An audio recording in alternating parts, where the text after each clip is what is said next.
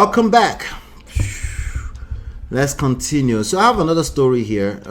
Let's get through the story, and I want you guys to make sure you have a fantastic weekend, because I will. I promise. I started already. I plan to continue. So I hope you guys have a good weekend.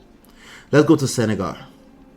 Senegal. I was a woman of many talents and dreams. Okay, these are people. See, one thing that men tend to forget when they get married to some of these women is they forget a very, very simple, basic idea. This is another human being, right? It's another human being entirely. Like, I know that you guys married, you're one. The scripture says you live to cleave, you have become one, and it's just beautiful, happily ever after. She should just be happy that she should be happy that she's now a wife, right? After all, in Africa, if you become a wife, that you should feel accomplished and fulfilled. How? Because there's a ton of people that are not yet wives, they don't feel fulfilled, right? Or they will come and try to help us, tell us that it shouldn't be a fulfillment. Well, here's the reality, right? Fulfillment is something that's very personal. It's purpose driven, right? And you have to remember, gentlemen, that you're married to a human being. And if you want the best of them, you increase the chances that you'll get the best of that woman when you remember that she's a human being. What it does it helps you with being considerate. It helps you with there's some subtle, small behavior that you exude when subconsciously you're like, she's just my wife. Not just. Okay, let's remove the just word. She's my wife, right? No more, no less. She's my beautiful wife. You might even use all the my queen. You might even use all that. But remember, feelings, right? Feelings. And remember, it's unique to that particular woman. What makes her feel fulfilled? What is her sense of purpose in life? If she's disengaged from herself or purpose in life, especially in 2024, I promise you, oh my God, it's only a matter of time. You go collect. Sorry. Now, it is not as simple as I said it. You will actually be dealing with a person that has resentment. They would also tend to struggle with how to communicate it with you. But you know that something is off, right? As a matter of fact, you too, you might have your own resentment against her. So it's just a very rough place to be, right? So it's very, very important. Very, very important that you pay attention to this one simple fact. She's another human being. And what else could that mean? Let's get back into the story. So she said, I was a woman of many talents and dreams. I married my husband, believing we would support each other's aspiration. But as time went on, I felt the sting of being ignored. My husband became preoccupied with his own career, leaving my dreams unacknowledged and not supported.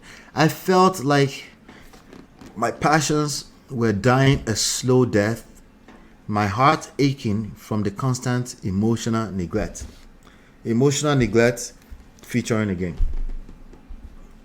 I shared my plans to start a small business. My husband nodded absent-mindedly, quickly shifting the conversation to his own work, leaving me feeling dismissed and not important. Sound like the same story, right? This is how I feel when I'm dealing with this stuff. This is how I feel, okay? I spent hours creating beautiful heart pieces, hoping for my husband's praise. That's not a good place. You know when you're just with somebody to just appreciate. You do a small thing, you just want them to appreciate you. You're obsessed with, you just want them to just one day. And it will feel a lot better if you don't have to remind them to just appreciate, right? Because then it will feel like it's coming from a place of free will, which that's the goal. You want them to be coming from a place of free will. He barely glanced at them, offering a quick nice. You know how you said nice, but hey, but I acknowledged it. Like, just nice? Like, yeah, nice means good, right? And then you're not arguing with your destiny right there. And then he offered a quick nice before returning to his task, making me feel like my talents were unappreciated. I started a community project and invited my husband to see my work. He declined, saying he was too busy. Hey, gentlemen, you gotta be careful with that. You might actually be busy. Okay? You might actually be stressed out at work. Yeah. And it might be a situation like you feel like, sometimes all it takes is just an extra effort, and just say, hey, talk to your colleague and say, can you cover for me on this day? I want to support my wife. She's doing something. I feel like that's all it takes sometimes. Just a little extra effort is all it takes sometimes.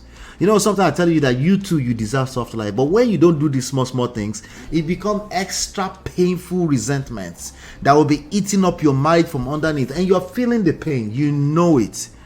But your coconut head, no. It's the principle. Nobody can change anything for me. But you too, you deserve soft life. You're not listening to me. I'm telling you, leaving me feeling unsupported and alone in my efforts. I talked about my passion for music and wanting to join a local group. Akọrin, ó fẹ́ máa gbé ni, alágbe lẹ́yìn ni. like when did that start? You're freaking 36 years old. I know you played music, but you never told me you wanted to be a Beyonce. Now you want to be a Beyonce. This is what's wrong with y'all ladies, okay? You want to be Megan Thee Stallion now? Oh, but if this is how you move, she will eventually she can never be Megan Thee Stallion. That's number one. She will actually attempt it, right? But by the time you realize it, your household will be broken apart. And then she will justify and just say, you know what? I've never been this happy before, Baba. We will never know if it's true or not, though. Bottom line is that you lost your family. I talked about my passion for music and wanting... Hold on 1 second. And wanting... let me see. Just in case. I have to be on time today. So I'm not playing around. I don't have a choice. Just FYI. Okay? So drop the link if you have something else to say about this. It's welcome. But I have to finish right on time. I talked about my passion for music and wanting to join a local group. He laughed it off, calling it a waste of time, which crushed my enthusiasm and made me feel my passions were irrelevant. My husband constantly worked late and attended events without me. That's another case, right? So the other person says social. I was left at home feeling neglected and heartbroken that my needs and dreams were always second to his career. I tried to revive my dreams by pursuing hobbies and starting small projects, hoping my husband would notice and encourage me. So clearly she craves for the encouragement from him so badly, right? I used to believe that if I just proved my worth, he would support me. Okay, so now you know how you need somebody's support and you're like, okay, maybe if you can see a little bit of results, he will jump on board. But that kind of spirit will kill you inside over and over and over again. And before you know it, life is actually passing by you just like that. Exhausted. And now the man is busy with his work and stuff like that, but actually he probably just doesn't realize that his quality of life could be better. Only if his partner could be happier, right? No, it's not about happiness. It's duty and responsibility. Okay. If you're happy, I'm happy. Okay. I was trying to escape the harsh truth that I was being emotionally neglected by the one person I thought would always be there for me. See, that's the issue. When you say, how could you say you love me? I keep repeating it. And then I have to struggle to get a simple thank you, a simple acknowledgement from you. Okay? So, that goes to tell you, my husband doesn't see me. Okay, I just shared 5 stories with you. It's a very common theme.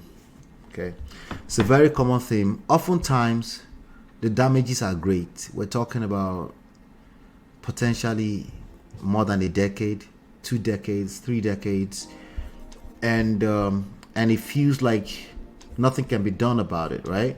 Because they've come to a conclusion that, you know what, nothing is going to change anything. Nothing is going to happen. It is what it is. This person has shown me their true colors. Oftentimes, they will roam around the internet and they will find similar stories that will basically confirm everybody is misery loves company. They wallow with each other in the same feelings, but deep inside, people want better, right? People want better. A lot of people still believe in love. A lot of people consider themselves hopeless romantic, and they will never give up on love. But you know what's happening? They're roaming around collecting different breakfasts all over the place. And then they take that hurt, they take it to the next one, hurt another person. You know, hurt people, right? It's just sad. It's just sad what truly happens with some of this type of stories. But again, I wanted to highlight this because obviously it's a consistent theme with some of our clients. This is how they started. And I understand if it feels impossible. You know, I understand if it feels like, just in my culture, you have no idea. You're like, oh, listen to me. Listen to me. They've all been there. But sometimes when you give people a little bit of hope, sometimes when they see one small little story and then they're able to say, you know what, maybe I can change things around. When people are feeling like my husband doesn't see me, I think that's a person that still cares. I think you still care. And I think also that you have a husband that you still value.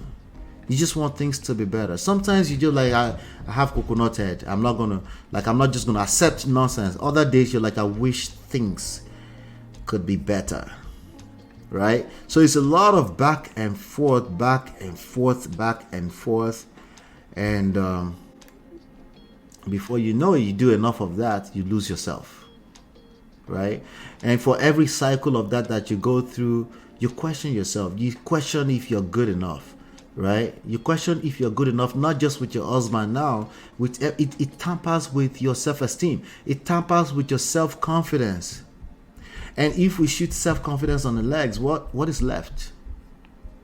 There's nothing left. Right?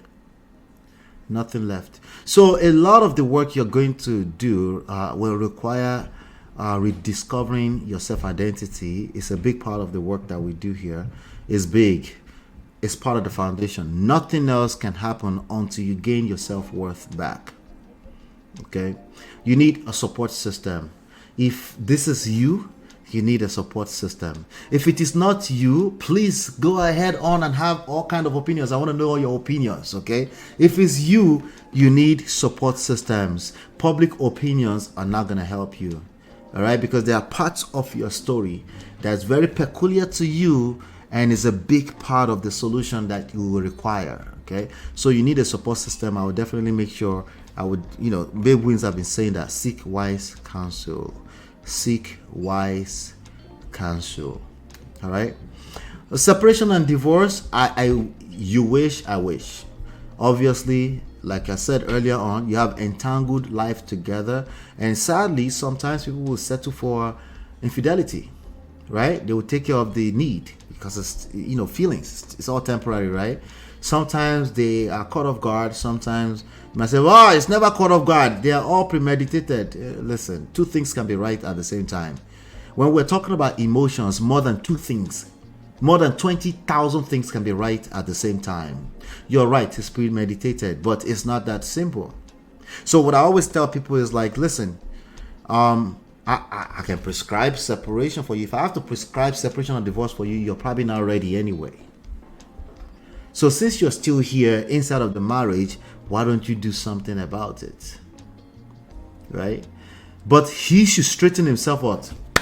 Like I said, I agree with you. How's that going to happen? The how is what we're talking about. That's what we're saying. You should seek help. Okay? That's what we're saying. You should seek help. Okay? If you don't seek help, if you're gonna probably sit in that situation, a lot of people just sit in this situation. Something's gonna break. I told you already. Something's gonna break. Somebody might just pull the rug from under you. Maybe they were disconnected. Maybe how are you gonna find out if you don't seek help? So it's the same. It's the same first step. It's the same first step. But like I said, from the very, very beginning, I see Natu says team hopeless romantic with a reset brain. Right? I feel you on that, Natu. Like I always said from the beginning. Let me just go ahead and do some rounds on some of these principles that we cover here. Okay? Rediscovering your self-identity is key. Self first. No matter what we do, you cannot pour from an empty cup. Okay? You can try. It can only go so far. Self power. Well, that's so unfair. Welcome to the real world. In love and war, all is fair. I didn't create that, okay? It's like a proverb. There's a reason why it became a proverb, okay? In love and war, all is fair. That's not your angle. The angle you need to focus on is empowering yourself. Empowering yourself, subsequently empowering your relationship. So self-power. When I say power, disengage from that unfair stuff, okay? Are you an activist? Stop, okay? Let's focus on helping you build a romantic relationship that's lasting, that can actually withstand the test of time, that does not tamper with your ability to feel fulfilled as a human being, as a bona fide human being with her own right, since we're talking about the ladies today, right? To live life to its fullest today. Okay? Stop trying to be an activist with romantic relationship. It's not your mate. It is what it is. You will feel like things are unfair. The other person probably feel like you're not being fair too. So that's the wrong angle entirely. Social, okay? Society said you're right, okay? But all we need is some self-awareness around that, and there are ways to navigate that. Don't get stuck there and say there's no solutions. Well, if you say there's no solutions, I have no other choice personally. I have no other choice than to agree with you. Well, you're right. But if you have a little bit something left in there, and you feel like you can definitely have a different experience, if you have that a little bit of hope left, I think you're going to be fine. Okay? Then just what you need is support. That's all you need. Just support. Okay? Mary, thank you so much for the £10. That's another £10 today. Thank you so much. You and Gracious Greatness for sponsoring the show. That goes a long way. Thank you. I'm going to take a deep breath. Catch my breath. I'll be right back.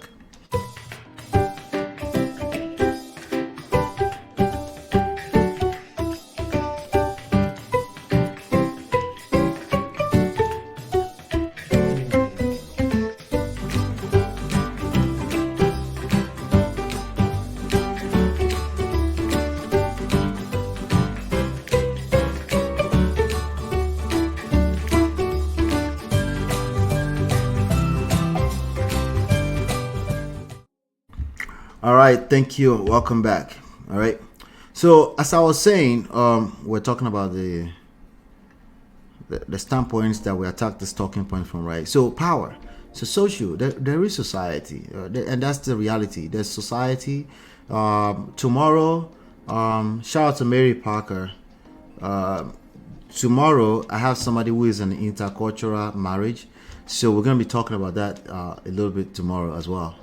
Special, it's very, very special guest. When I tell you it's a very, very special guest, don't miss tomorrow. Okay, I can actually go ahead and change the thumbnail on the screen to that. So I covered his face because I want it to be truly a surprise. So, all right. So again, social, right? There are social constructs. There are social things, social realities going on around us.